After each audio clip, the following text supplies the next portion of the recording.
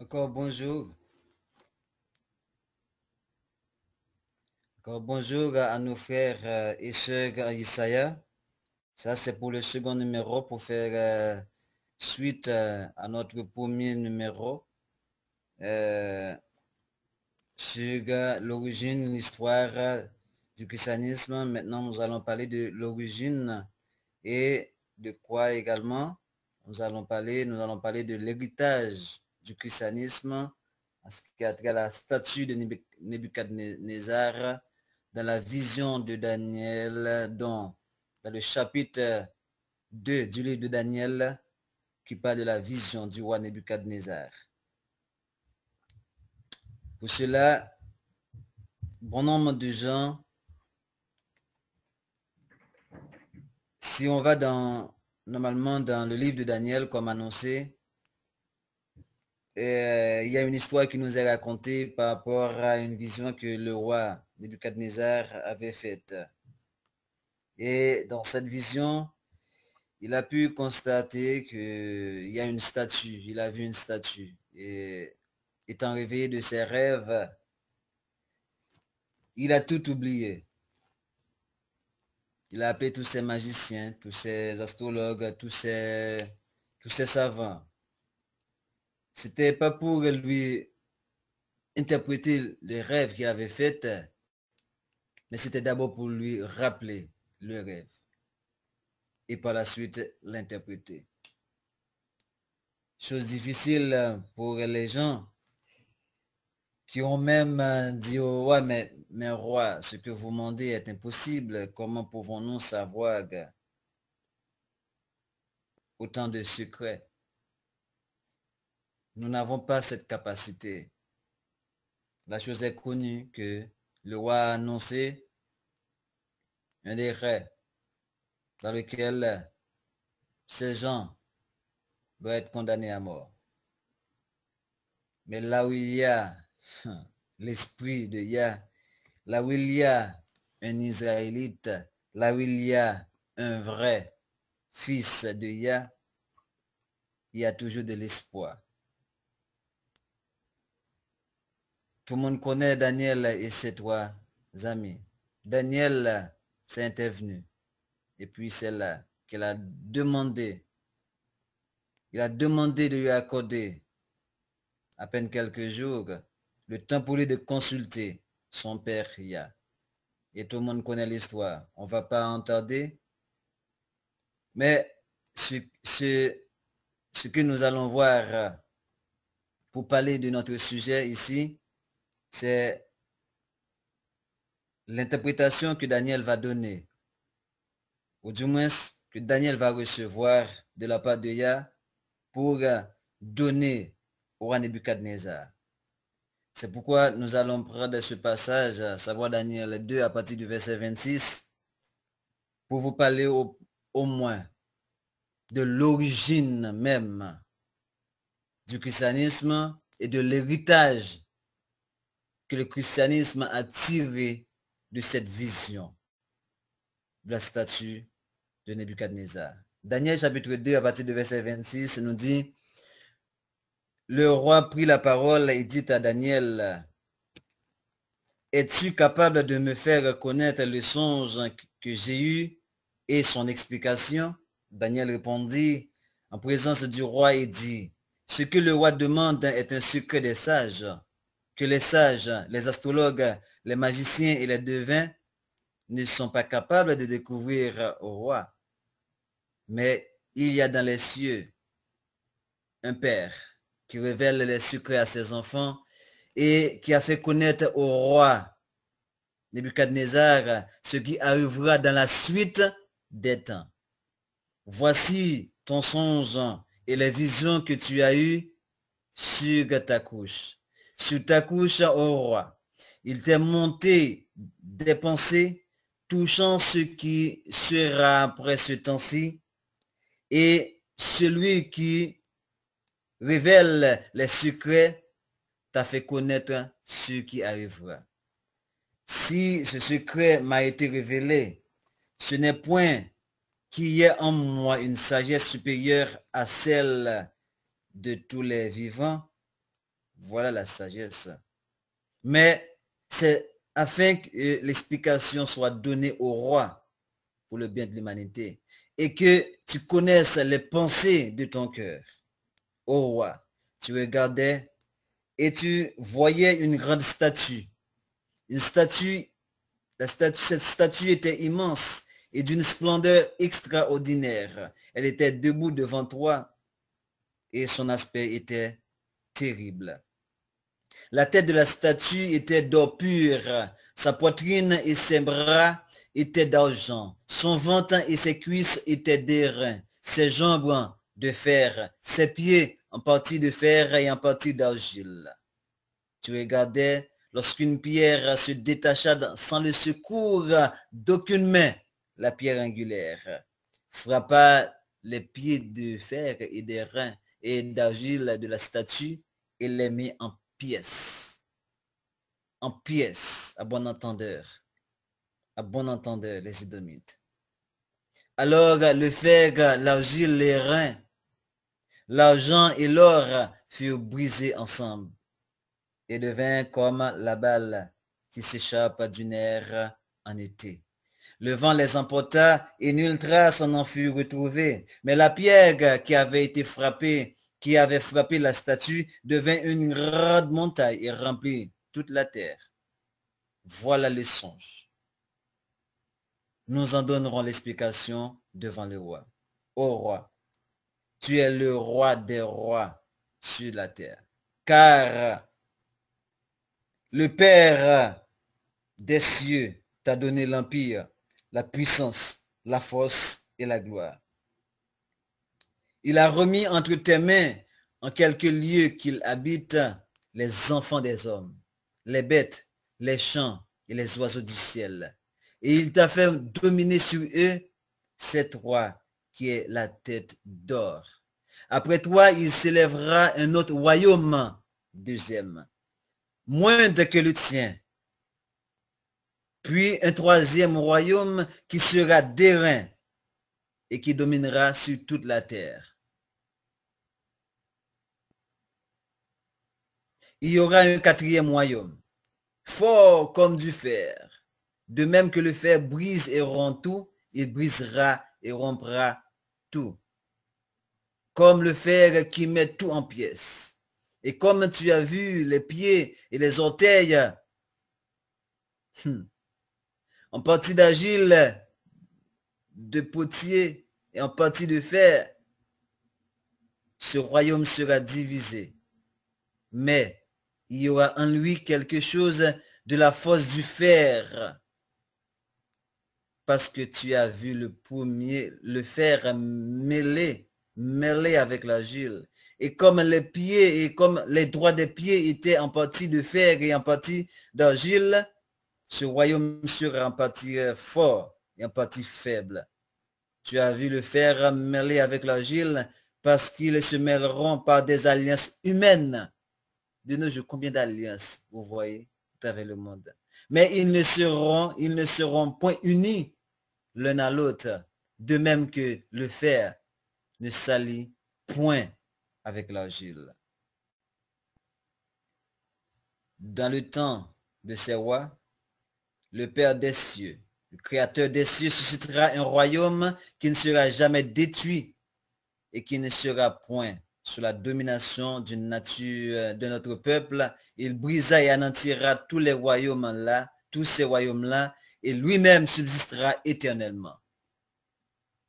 C'est ce qu'indique la pierre que tu as vue se détacher de la montagne sans le secours d'aucune main et qui a brisé le fer, l'airain, l'argile, l'or, l'argent.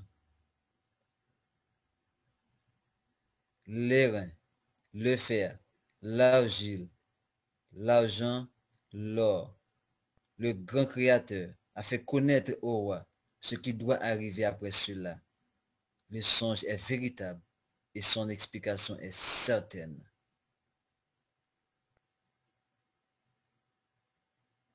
Le dernier royaume à recevoir, à compiler toutes les caractéristiques de ces quatre royaumes c'est la papauté.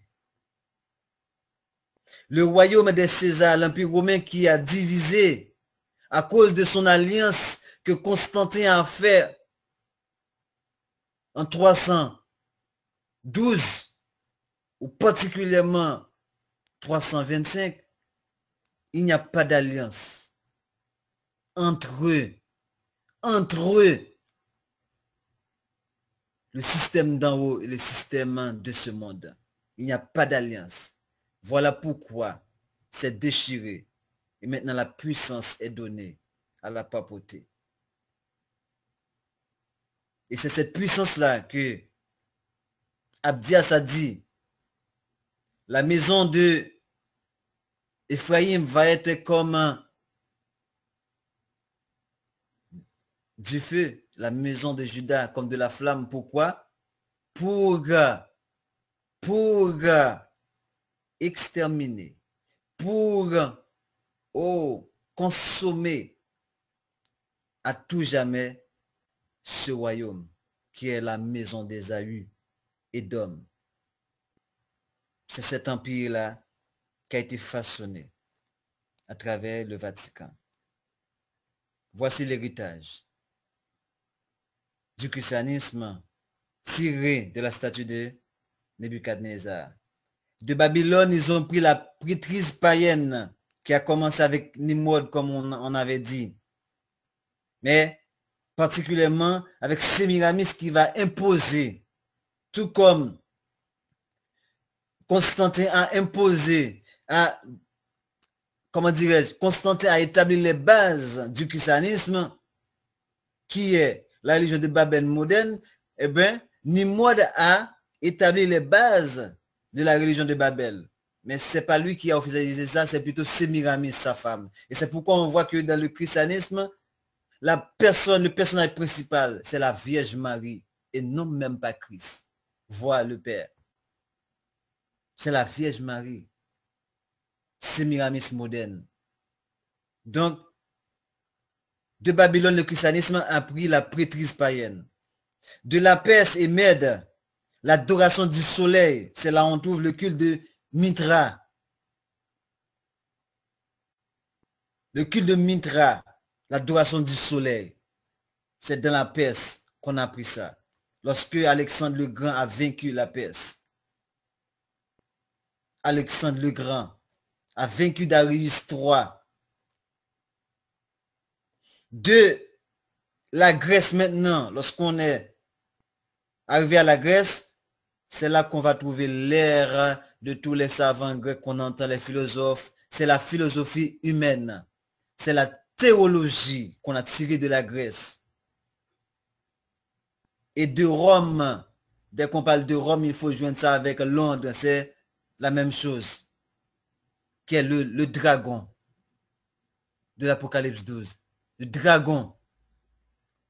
Eh bien, le christianisme a tiré du dragon, de Rome, de Londres, sa puissance.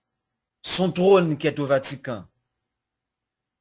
Son trône qui est la reine en Angleterre, la royauté de l'Angleterre.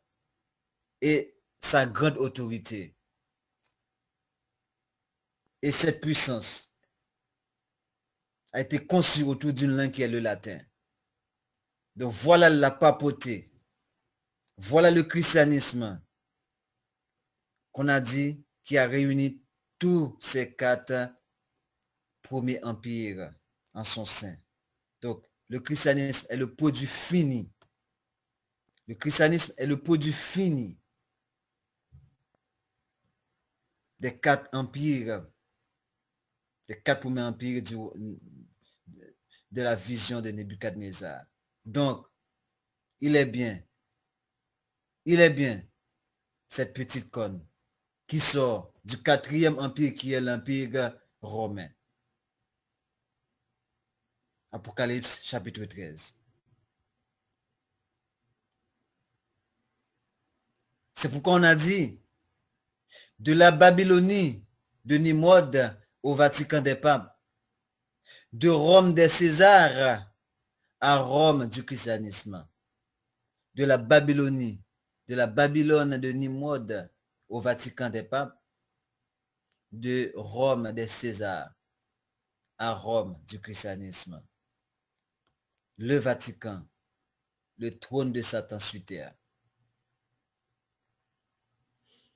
Le Vatican, officiellement État de la Cité du Vatican, est le support territorial du Saint-Siège enclavé dans la ville italienne de Rome. En 2012, il comporte 332 habitants sur une superficie totale de 0,44 km², ce qui fait le plus petit État du monde. Un État dans un pays. Il a été créé le 11 février 1929 comme représentation temporelle du Saint-Siège. L'ensemble des institutions de l'Église catholique romaine au terme des accords du Latran signés par celui-ci, représenté par le cardinal Gaspari et l'Italie, représenté par Mussolini, le président actuel de l'époque. Siège de la papauté, le Vatican, siège de la papauté depuis, soi-disant, Saint-Pierre. Depuis Saint-Pierre, et on va voir. Centre officiel du christianisme, mais il fallait mieux dire, depuis la création du christianisme, depuis Constantin. Le Vatican est à la fois un État, le Vatican est à la fois un important site archéologique du monde romain et le siège du monde catholique ou de l'Église tout court. Selon les étymologistes anciens comme Festus Grammaticus, cité par Paul Diacre, ce nom de Vaticanus tirerait son origine du mot vaticinium, ou plus exactement vates ou vatis, signifiant devin ou voyant. Parce que beaucoup de devins auraient résidé de ce côté du Tibre, car on sait notamment que sous Tibère, l'art de la divination était interdite à Rome même. C'était un délit passible de la confiscation des biens et de la relégation. Cette étymologie étant incertaine, d'autres parlent d'une ville étrusque nommée Vaticum, qui aurait jadis existé à cet endroit où du dieu Vaticanus qui présidait aux premières paroles des enfants et dont le temple était construit sur l'ancien site de Vaticanum, la colline du Vatican. C'est la cité aux 7 collines. En effet, cette colline était la maison de Vatès longtemps avant la période pré-chrétienne de Rome. Histoire du Vatican. La cité du Vatican actuelle peut être considérée comme le reliquat des anciens États pontificaux. L'origine ancienne de ce territoire est une série de donations foncières depuis l'époque constantinienne jusqu'à celle du royaume lombard, avec par exemple la donation de Soutri. Le pape s'est ainsi trouvé placé à la tête d'un important domaine foncier connu sous le nom de patrimoine de Saint-Pierre, sous suzeraineté byzantine. Les États pontificaux ou États de l'Église sont les États qui furent entre 752 et 1870 sous l'autorité temporelle du pape. Le premier noyau de ces États était baptisé patrimoine de Saint-Pierre. Les États pontificaux ont été formellement abolis par les accords de Latran en 1929. Le pontife. Le pontife du latin, pontifex, étymologiquement, celui qui fait le pont entre le ciel et la terre. Utilisé dans la Rome antique pour désigner les membres de l'un des 4 collèges sacerdotaux de la religion romaine. Le collège pontifical, ce titre désigne actuellement par extension, une personne revêtue d'un ministère sacré, le ministre d'une religion. Le paganisme, la religion romaine, transformée en christianisme. La religion de la Rome antique est l'ensemble des pratiques et croyances religieuses que les Romains considéraient comme proprement romaines, ainsi que les nombreux cultes importés à Rome ou pratiqués par les populations faisant partie de l'Empire romain, dont on a parlé tantôt, le culte de Mithra qu'ils ont tiré de la Perse, en particulier dans les pays comme la Syrie, le Liban. Les Romains se considéraient eux-mêmes comme profondément religieux et ils attribuaient le succès de leur empire à leur piété collective qui permettait de conserver de bonnes relations avec leur Dieu. D'après l'histoire légendaire des premiers siècles de Rome, la plupart des institutions et des rites religieux de Rome remontent aux premiers fondateurs de Rome, particulièrement Numa Pompilius, le second roi de Rome. Peu à peu, le droit romain se sépara de la religion.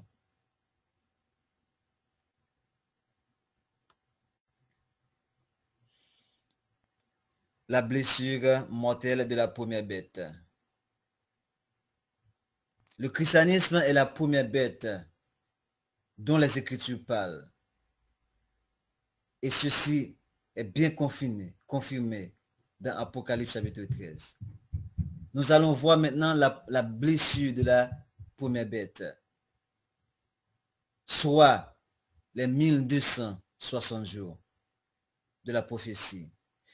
La relation entre Napoléon et l'Église catholique a été un aspect important de son règne, qui a contribué à sa montée en puissance et a également conduit à sa chute. L'attaque contre Pie VI. En 1796, les troupes républicaines françaises, sous le commandement de Napoléon Bonaparte, envahissent l'Italie.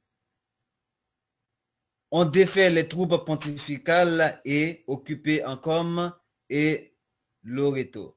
Le pape Pie VI a poursuivi pour la paix qui a été accordée à Tolentino le 19 février 1797, mais le 28 décembre de cette année, à une émeute blâmée par les forces papales sur certains révolutionnaires italiens et français, le brigadier général populaire Mathurin Léonard Dufault, qui était allé à Rome avec Joseph Bonaparte dans le cadre de l'ambassade française, a été tué.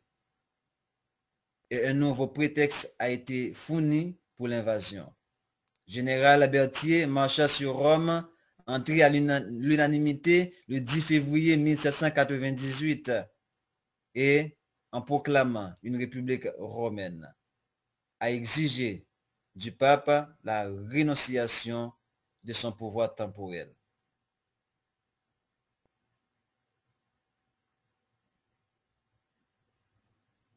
Sur son refus, il a été fait prisonnier.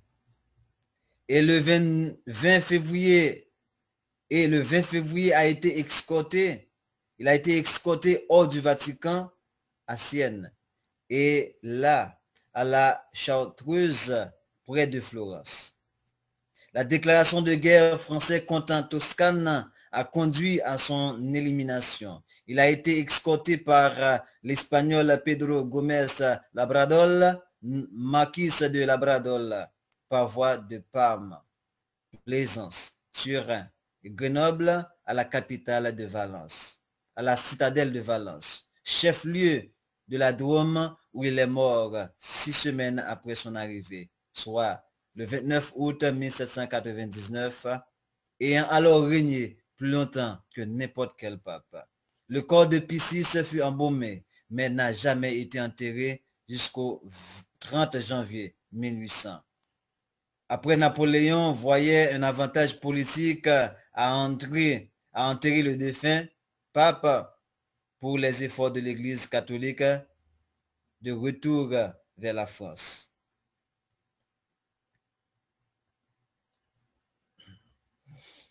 Napoléon a compris l'importance de la religion comme un moyen d'augmenter l'obéissance et son contrôle sur les Français. Il n'était pas jusqu'à ce que le conclave des cardinaux s'était réuni pour élire un nouveau pape que Napoléon a décidé d'enterrer le pape Pie VI, mort quelques semaines plus tôt. Il lui a donné une cérémonie voyante dans un effort pour attirer l'attention de l'Église catholique. Cela a finalement conduit à l'accord Condat de 1801, négocié par Ercole Consalvi, secrétaire d'État du pape, qui resystématisait le lien entre l'Église et Rome française. Toutefois, le concordat contenait également les articles organiques de Consalvi qui avait farouchement nié Napoléon, mais que ce dernier avait installé indépendamment. Maintenant, il est temps de voir avec tout ça un ensemble d'éléments qui consistent pour continuer avec ce qu'on appelle la guérison de la blessure. La blessure a été infligée par Napoléon. Et celle-là, les États-Unis, va être cette même année déclarée la première puissance mondiale. Maintenant, la guérison de la blessure de la première bête. L'accord du Latran, officiellement traité entre le Saint-Siège et l'Italie, sont signés au palais du Latran le 11 février 1929 entre l'État italien, représenté par Mussolini, et le Saint-Siège, représenté par le cardinal Gaspari, secrétaire d'État du pape Pie XI. Ratifié le 6 juin 1929, ils mettent fin à la question romaine survenue en 1870 après la prise de Rome et son annexion au royaume d'Italie. Ils réduisent la souveraineté temporelle du pape au seul État de la Cité du Vatican. En contrepartie, le catholicisme devient religion d'État en Italie. La prophétie des 1260 jours est mentionnée 7 fois dans les livres de Daniel et de l'Apocalypse. Ce ne sont pas, comme certains le supposent, plusieurs périodes de 1260 jours. C'est une seule période. Elle est mentionnée 7 fois à cause de son importance. Dans le livre de Daniel, au chapitre 7, verset 25 et 12, verset 7, et aussi dans l'Apocalypse 12, verset 14, c'est un temps, des temps et la moitié d'un temps. Dans l'Apocalypse, au chapitre 11, 2 et 13, 5, ce sont 42 mois. Au chapitre 11, 3 et chapitre 12, 6, 1260 jours. Dans la prophétie biblique, l'année est de 360 jours. L'année de la Bible, nous l'avons traité déjà dans un article, c'est 360 jours, non pas 365 jours. L'année des Écritures selon Yah est lunaire et non pas solaire. Et si vous multipliez 360 jours par 3,5, on en viendrait au nombre 1260. Quand il s'agit de temps, un jour équivaut à une année. Voyez Ézéchiel 4, verset 6 et Nombre 14, verset 34. Donc, la Bible contient des données importantes pour nous aider à calculer la prophétie des 1260 jours, qui sont en fait 1260 années, littéralement parlant. De même que Satan a employé l'Empire romain, particulièrement le roi Hérode, Ponce Pilate, Néron et bien d'autres qui sont tous des Édomites, pour faire mourir le Christ et mettre à mort un grand nombre parmi le peuple de Yah, l'adversaire Lucifer, comme le caméléon qui change de couleur, a encore changé de masque. Après la chute de l'Empire romain d'Occident, mais cette fois, il en a retenu les caractéristiques fondamentales. Le désert. Selon l'Apocalypse 12, verset 6, qui symbolise la période de 1260 jours, se réfère à la grande tribulation, dans le sens qu'une époque où des millions de vrais enfants de Yah ont souffert le martyre pour avoir refusé de suivre les ordonnances de l'Église romaine. Les prophéties bibliques rapportent avec exactitude que la puissance papale, symbolisée par la petite corne dans le livre de Daniel, chapitre 7, 21, et la bête semblable à un léopard de l'Apocalypse 13, verset 2, ferait la guerre aux saints, selon Matthieu 24, verset 21. Et Christ l'avait dit, je connais ta pauvreté, les calamités de la part de ceux qui se disent juifs et qui ne le sont pas, mais qui sont une synagogue de Satan. Apocalypse 2, verset 9. Dans toute l'histoire générale, il n'y a qu'une seule organisation religieuse, responsable des persécutions et de la mort des disciples de Christ, des enfants de Yah, qui sont restés loyaux aux Écritures, à la loi de Yah.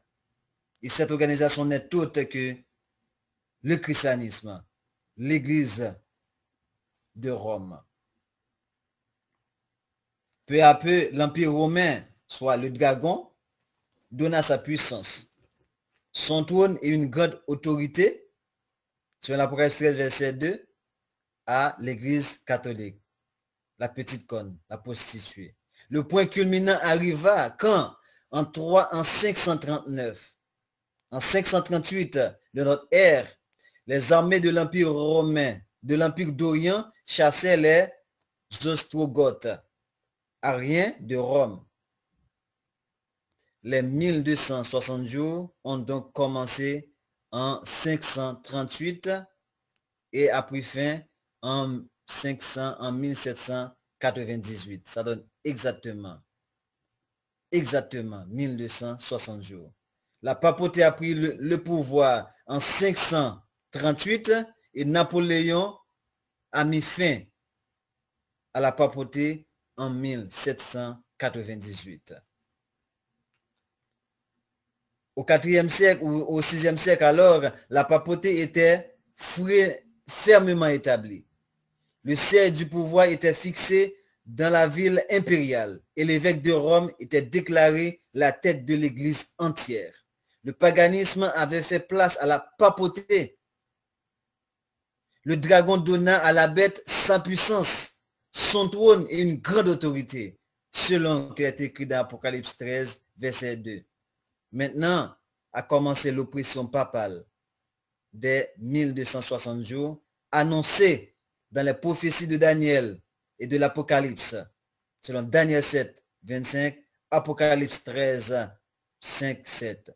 Les disciples de Christ étaient forcés de choisir ou d'abandonner leur intégrité et accepter les rites et les cérémonies du culte papal, d'adorer le dimanche au lieu du 7e jour de la semaine qui dépend de la nouvelle lune, ou de dépérir dans des cachots souterrains, souffrir la mort cruelle du chevalet, du bûcher, de la hache, et on va voir ça, la machine de l'Inquisition.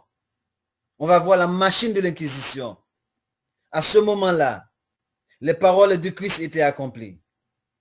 Vous serez livrés, même par vos parents, par vos frères, par vos proches et par vos amis. Et ils seront mourir, et ils feront mourir plusieurs d'entre vous.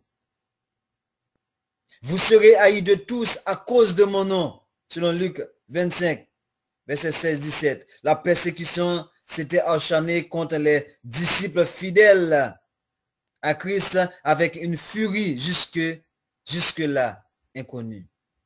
C'était tellement terrible. Le monde était devenu un vrai champ de bataille. Et plus tard, ça va donner naissance à l'islam. 627. Pendant des centaines d'années, l'Église, les communautés des disciples de Christ s'est réfugiée dans l'isolement et l'obscurité. Ainsi parle le prophète. La femme s'enfuit dans le désert, où elle avait un lieu préparé par Yah, afin qu'elle y fût nourrie pendant 1260 jours. Pour faire suite à cette émission, nous verrons la machine de l'inquisition papale. La machine de l'inquisition papale. Soyez tous bénis. À bientôt pour notre prochain numéro. Que Yah vous accompagne en